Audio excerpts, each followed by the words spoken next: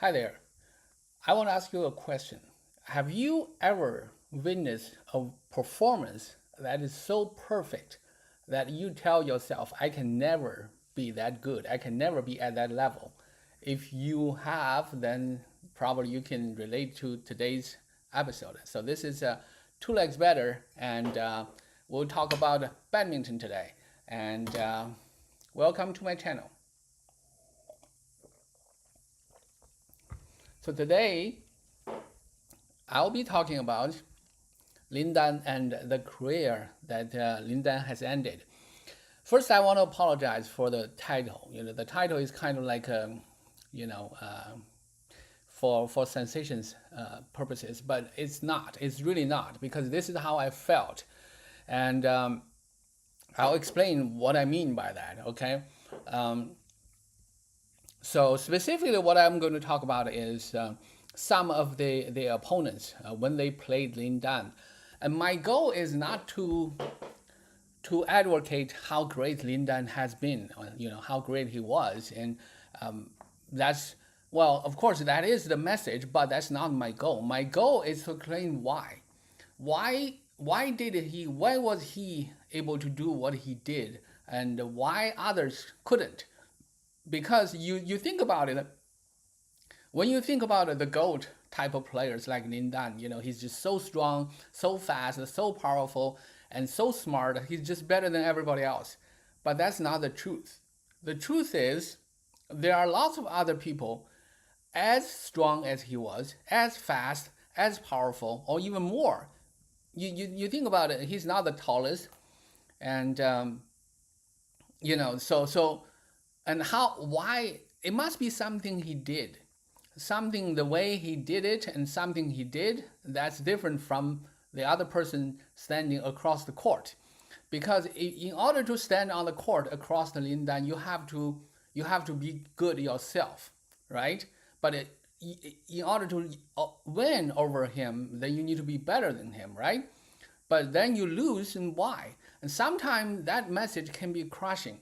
And let me show you by go through some of the videos here, okay?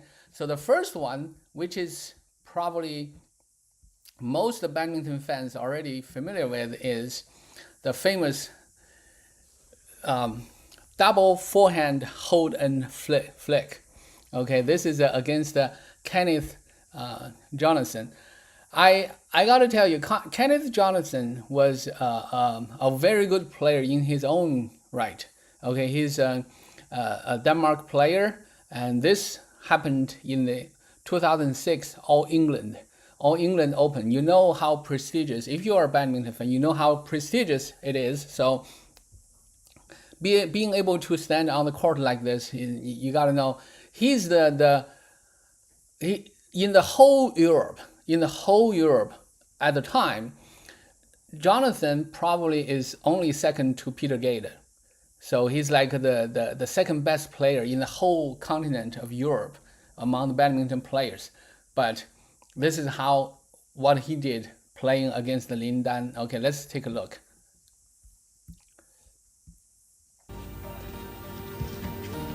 Sorry about the quality of the video.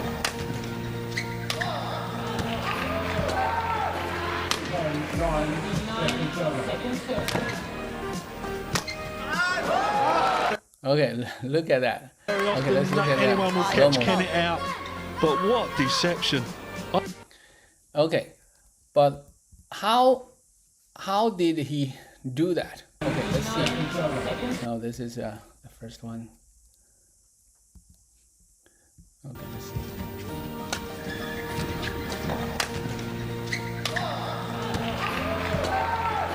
Okay, let's start from here. All right, so this is 2006. Okay, Lin Dan was only 22, 23 years old. He was at his peak. This is 2 years before the 2008. 2008 was truly his peak. 2008 to 2011, I think those are the years that Lin Dan is unplayable. He wins whenever he wants to win. He never loses a game he wants to win in those periods. Okay, but this is 2006. At this period, the Lin Dan is not the Lin Dan after the Beijing Olympics. He's still well, he's just fast. He's fast, he's powerful, he does everything, you know. When you lift, he's going to smash. It's basically what's going to happen. Now, in this one, I want to focus on the technique here, though. So first, you can see that. So he jumps really high, he smashed a straight. Why did he smash that? Because look at where Jonathan is standing. He's standing right in the middle. So when you're standing right in the middle, this part is kind of a wide open.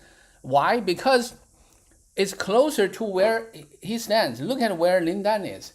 So, and this part is faster. So faster, you have less time to react. So it's a good choice to smash that. And when you smash straight, as powerful as Lin Dan does, you don't need to worry about this. You don't need to worry about this. You can just go forward rather than go with an angle. Okay, you can just go forward. So that's exactly what Lin Dan does. So the return, you see that? So the return was mate called area. So it's not a very good return. And Lin Dan just, you know, remember my CER2 framework, right? Choice, execution, follow up. That's the ready for next shot, right? So Lin Dan, after the smash, just the one step, he's already in position. This is what I teach my, when I coach someone, I teach them. After you make a shot, you already getting ready to move to the next one. So he's already there waiting for the shot. And that's why he can hold and flick. Hold and flick. In order to do hold and flick is that you put your racket out there. You put your racket out there and you hold it there. What you do is you can go up and you can go down. And you look at your opponent. If your opponent doesn't move, you go up and you do a job. If they move, then you can just do it at this position, or you go down and then do it. And this is, but then there's the other one is if you are good as Lin Dan, you can go down, you can still hold, waiting for him to do, because these great players, they can adjust their reactions. So in this case, Lin Dan was holding there, and Jonathan had no choice but to go forward, because when you go down, you hold. It's almost like the only choice you have is to drop it. Now, but Lin Dan is great because his wrist has a lot of power. He can just do a flick of the wrist and to lift the shuttle to the back, right? But he just do it across court. But normally you don't do that in singles games. Why? Because look at the guy. The guy is over 180 centimeters tall, and when he raises his arm, he can block it in the center. So that's why you don't do cross. However, when he's moving, he's out of position. When he's moving, his racket is down. Look at where the racket is. The racket is facing to the floor. It's facing the floor.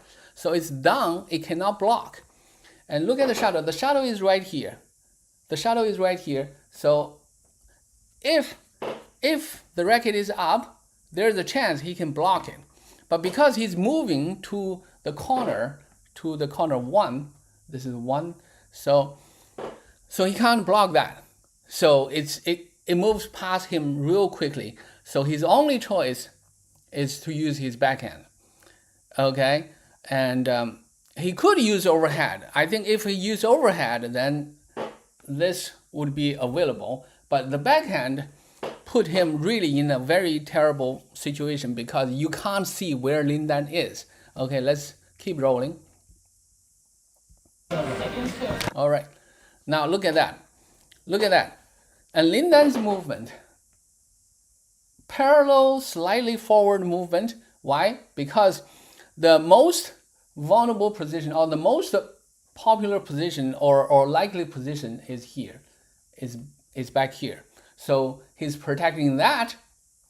And when he's in position, look at his eyes and his center of gravity. He's moving towards in front of the net. So as in my framework, this is 1, right? This is 2, this is 3, this is 4. So 4 is out of the question. Look how low it is. look how low the Jonathan is hitting the shuttle. So there's no way he can get it to 4. Even, well, maybe Taufik can do that. Other than Taufik, maybe Lin Dan can do that, maybe. Everybody else, I don't think anybody else can do that. It's just so difficult. Maybe some can, you know, but it's just so difficult. But whatever the case is, the most likely outcome is here, okay? And both of them know that. Jonathan knows that, Lin Dan knows that. So Lin Dan covers 1 and 3 really, really well. So Jonathan tried to do the, you know, he knew 4 would be difficult, but he doesn't want to just surrender, so he tried to do 2. But it wasn't a good shot, so it turned out to be like it's between 2 and 4. It's like a center court area. And let's see. Look at that. Look at the foot. Look at where it is. So I think Jonathan is actually trying to do 4, trying to hit backhand across the court, but it's just impossible. It's just impossible to do. And when you do that, you also open up yourself to a lot of attack. When you did that, you see? So you look at that. You look at the footwork. You look at the footwork of Jonathan here. So now it's wide open right here, right? For Lin Dan, it's the same. For Lin Dan, this is 1.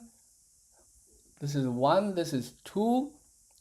Okay, so this is 1. This is 2.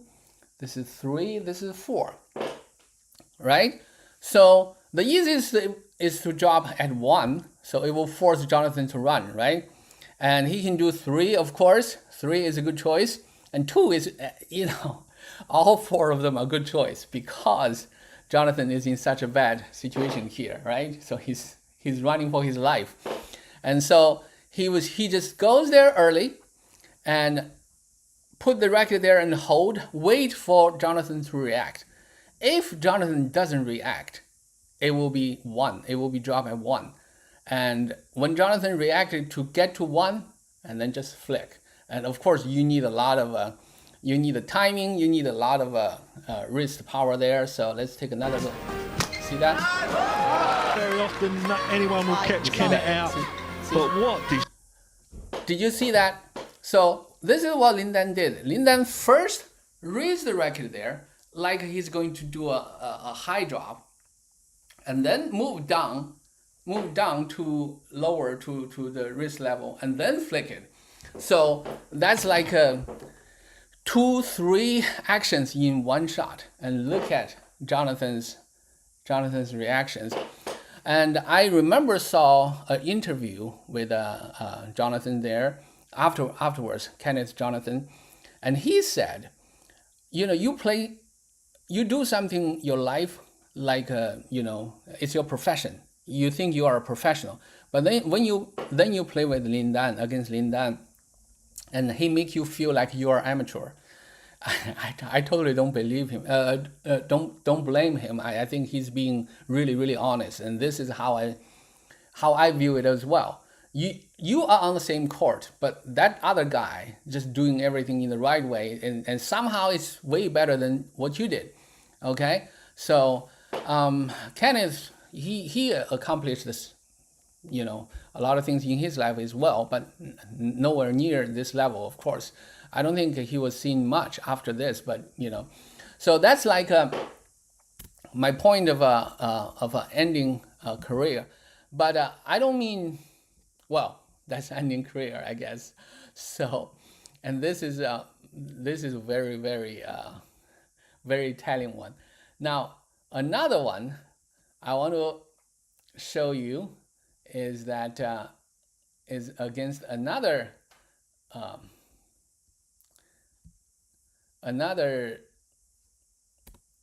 Denmark player. Okay, this is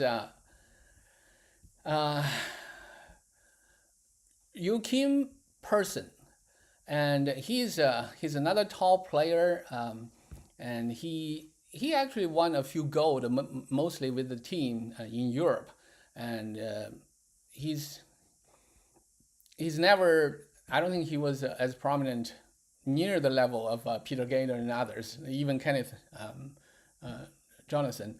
But and this is a game in 2009, and this is another time that I told you Lin Dan was unplayable.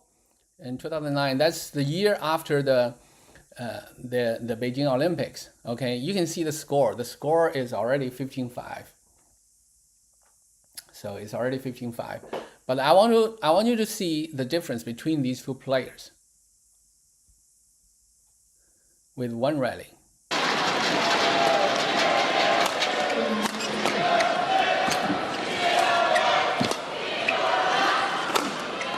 Unbelievable. Okay, two things I want to point out. First, let's listen to what Jill has to say about this. Once again, was focusing on his overhead shots, Lin Dan, and trying to work out and see if there was a telltale sign of which way he was to see it. Even when I'm sitting off court, and that's all I'm looking for. So deceptive. Same overhead action. Okay, it's a little bit too long, so I'll just say it on behalf of course. On behalf of Jill. So what Jill said is that she tried to figure out, to make a judgment where the shuttle is going. Remember, Jill is sitting on the stands, so she can see what's happening on the court, and she just couldn't tell where the shuttle is going. So now, but that actually is not the first thing I want to show you. I want to explain you one thing, and then I'll do the second one. Okay, so let's see. So was focusing on his overhead shots, Lin Dan, and trying to work out. Okay. All right. So this is from the serve. Okay. So when it's a short serve, so after serve, you can see there's a one. Let me bring you here. Okay. So there is okay, it's 1 and 2, 3 and 4. That's the 4 corners, right? So you can see Lin Dan can drop it into 1 and or cross it to 2 and lift it to 3 or 4. And from this angle, you can see how big the opponent is. You know, he's like long arms and tall, rangy. He probably covers everywhere, right? So what do you do? And what Lin Dan does is he uses a little bit of I don't want to call it deception, but I don't know what else to call it. So I guess it's this deception. So he reach out, appear to play a net shot, and then flip it. So the reason you do that is you try to get the shuttle at an early point to hold your opponent. When you do that, your opponent cannot move. So this is exactly what happened. And then he lifted it high. Oh, this is, sorry, I got it wrong. It's a flick serve. It's a flick serve. So Lin Dan just drive it to the back. Okay. So, and then this is Joachim. No, where is it? Yeah, there he is. So he just jump high and then smash it. And Lin Dan is right there. And look at Lin Dan's foot.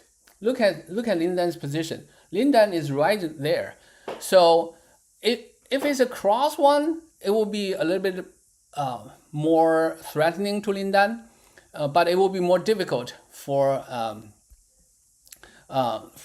Persson to do, right? Persson, he's also a lefty, so he just smashed it. It's a powerful smash, but this is Lin Dan, what Lin Dan did with that. So Lin Dan can drop it in front. So that would be right in front of the net. That would be 1, and 2, 3, and 4. But if it drops to 1, chances are Persson is going forward. So what he did is he just drive it back. And when you defend, you do this, and this is what I see a lot of players don't do. Is a lot of players, when they defend smash, they go backward. Their body go backward. When you go backward, you lose part of your momentum and power. But if you go forward, that's when you can drive it. You can get the shuttle at a higher point. You can drive it, and that actually puts your opponent in a lot more pressure. So let's see. You see that? So Lin Dan just reach it, and then the body move forward, and then just drive it all the way across. And look at Person's foot.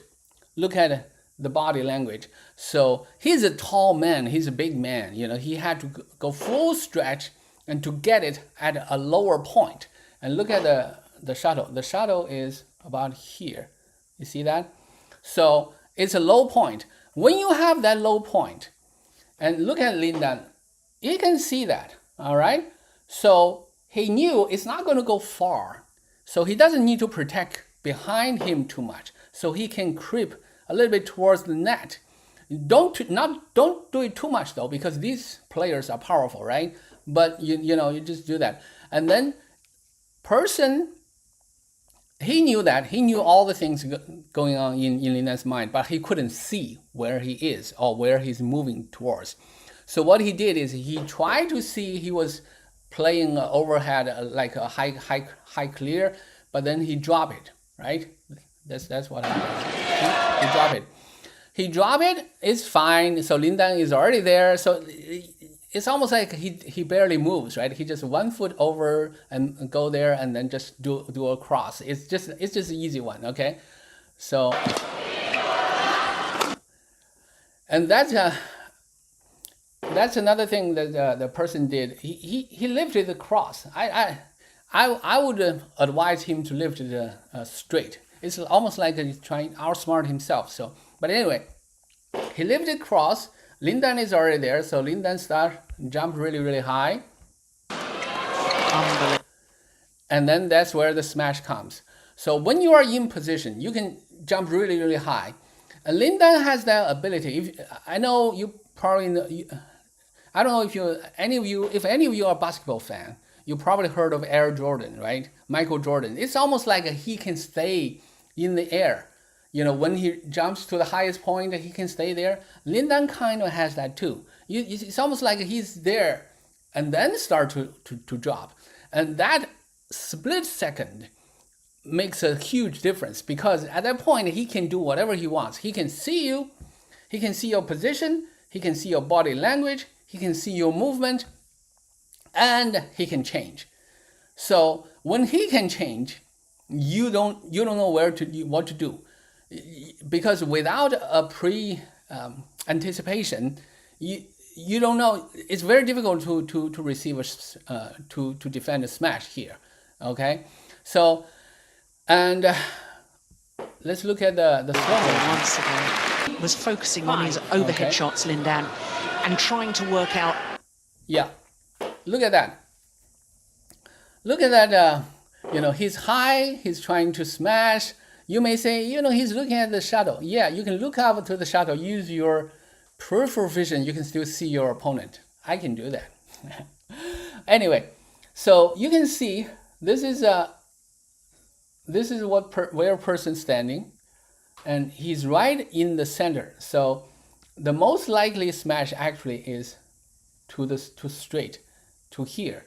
Okay, but Lin Dan kind of can see that, and the racket is to his left, so he chose to smash across the court.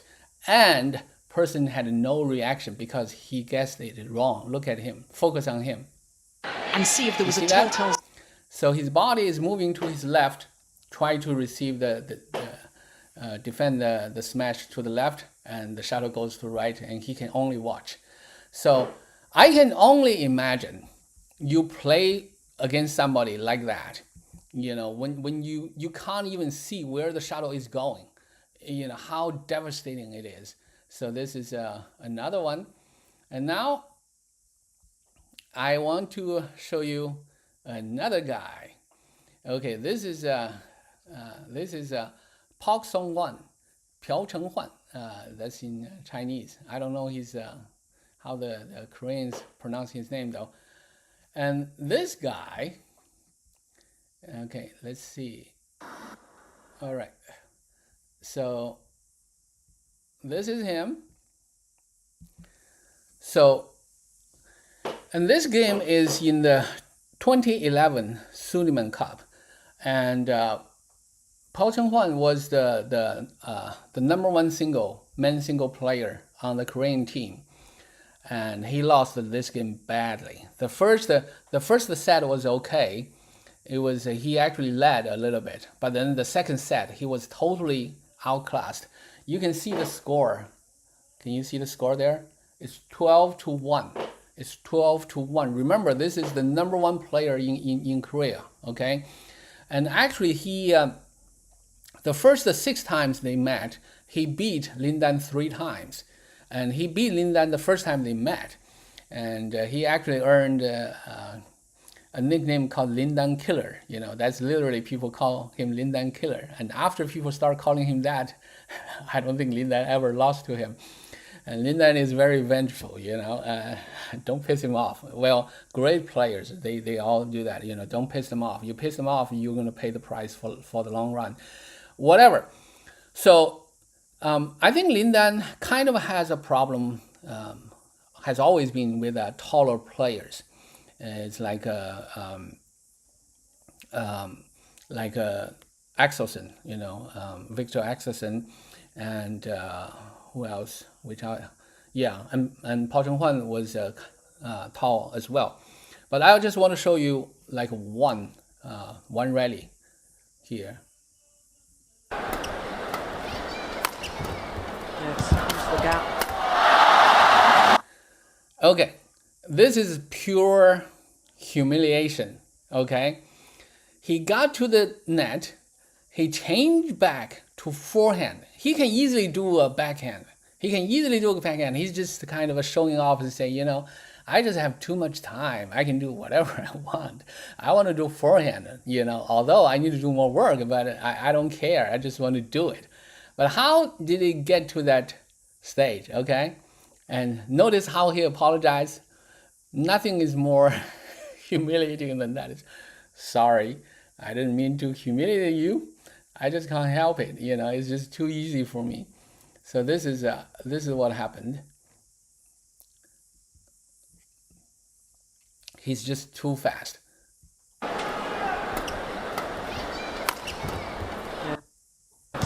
gap. Okay. Yeah, sticky finger there. Is there no slow motion? Okay. So what happened was basically it was a smash, but he returned it at such a high point he can drive it back flat. So the return was not a very good shot. And if you want to see total domination in badminton, check out this game. This is the 2011 Sudirman Cup between Korea and China, and this is one of the best games Lin Dan has ever played. This is like near the end of his total dominance. By total dominance, he's been dominating for years, for decades. Okay, almost 2 decades. But this is the between 2008 and 2011, I think he was unplayable. He just unplayable. So this is near the end of that, but he's still unplayable at this point. So this is Pao Cheng-chen. Now let's look at another one, and this is actually this guy is a lot of people's favorite these days actually, and this is Chou Tien-chen. Chou Tien-chen from Taiwan, from Taipei, Chinese Taipei, and from Taiwan. And I think if you build a badminton player in the lab, and this is a prototype. Okay, he's very tall. Well, not too tall, but he's tall. He's like a Chenlong's height, and he's powerful, and he has a lot of the great qualities Unfortunately, I don't think he ever achieved a very high championships level. Let me see. Okay, this is look at that. No gold.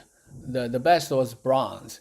He's very good, but he never get to the top. This is really puzzling, I guess. Is that the right word? Puzzling to me. I watched him play against Chen Long. I was sitting by the court. I can see both of them. They look very similar. Anything Chen Long can do, he can do it. But the results are vastly different. Chen Long was Olympic champion and world champion. So, and what's the difference? Why? Why did that happen? I ask myself the question. So I hope this clip, this rally can show you a little bit. Okay, let's see. So that's between Lin Dan. He actually won the first set. You see that 21-15. That's he won the first set against Lin Dan. 3, 4.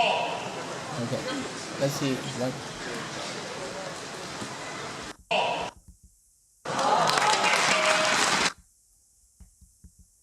Okay.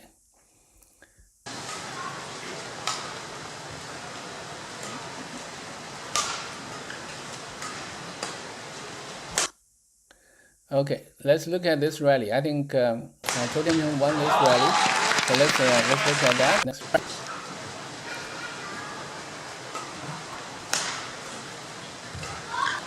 Okay, that's out. That's.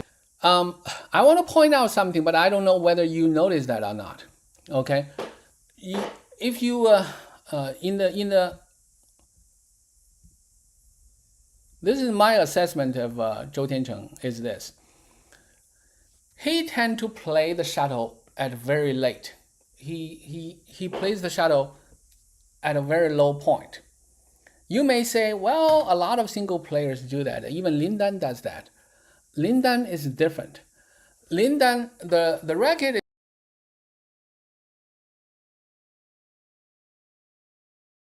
can be low, but the wrist is high. The wrist is high. When you do a higher wrist, you can still hit the shuttle at a higher point. But when you drop your shuttle, drop your racket low to the ground, you can only hit the shuttle at the ground. Badminton is a fast sport because the shuttlecock moves really fast.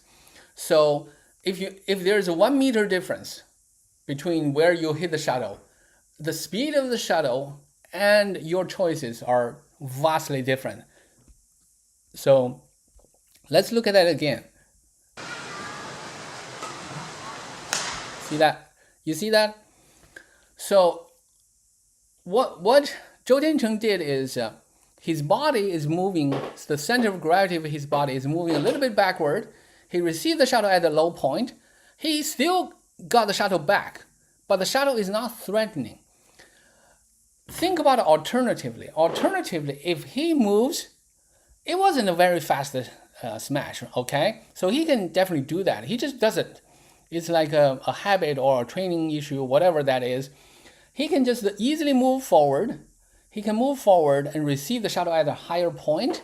And that actually gives him more options. When you do that, Lin Dan doesn't need to react. He's not under pressure. So he just go there and then lift it. But that's out of bounds, but that's okay. Now, you can't see it clearly, but Lin Dan also get the shuttle at a lower point, but that's by choice. He went forward, he can do that, and then he just stay there and holding. He was watching Chou Tien-chen. When Chou Tien-chen starts to move towards that corner, slight movement of the body, that's the time he just flick the wrist and then lift it to the back. Okay, unfortunately, it went out of bounds, but you see the difference. The difference is Lin Dan used that for technical reasons, and Chou Tien-chen did that just because he did it. That's the way he likes to do it. He still has all the choices. Even when receiving the shuttle at a lower point, he can still do all the shots. He can drop it to all the corners in front of the net or lift it high to the back. But you don't freeze your opponent, and you don't waste their effort. You don't make them change their mind, and you know, the mental pressure and physical pressure are different. Okay, let's look at one more rally here.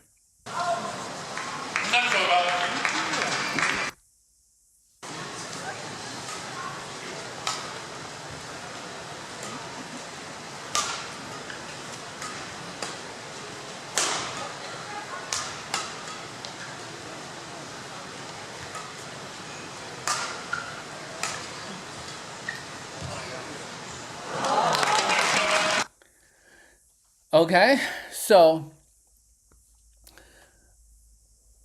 where was I? When I look at this,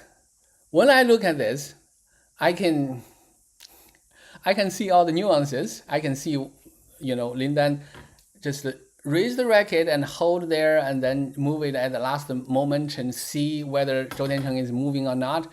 And Chou Tien-chen, on the other hand, is like he almost always start at low. And the last net shot, actually, he was trying to go high, but it's almost like I don't know. It was so close, you know. It's very close. It didn't go over, so he made a mistake, and that's the time. It's like if he went start with a high point, he can get to the shuttle at a higher point, and it will be a lower error rate. That's my assessment. Okay. But to me, I think Chou Tien-chen never changed the way he played. He never changed it. He's don't get me wrong though. He's a high quality player. He's been in the world stage for many years. He's 36 years old and still playing well. He can beat almost anybody, but usually in the early rounds in tournaments, because over time, because when you receive the shuttle a little bit lower than your opponent, you are using more energy than them, and that makes it, you know, less lasting. You can see these players, and even for great players like Chen Long, you can see that for some games they tend to do that. So I think it's a training issue. It's really a training issue, but I don't know details about his training. So, but anyway, so this is Chou Tien-chen, and he's still playing. So clearly his career is not ended by Lin Dan, right? So, so whatever, whatever that is, right? And let's see another one, and this is actually 2015. This is 2015. It's the Sudirman Cup final between Japan and China, and this is Takuma Ueda, and he was okay, but he didn't appear much after this. He actually played a very good game against Lin Dan, but this is 2015 Lin Dan. Remember, this is 2015 Lin Dan. That's like a 32, 33, 30, 32, 31, 32. So Lin Dan at 32, his style changed, and but it's still a great game. So let's take a look at the rallies here.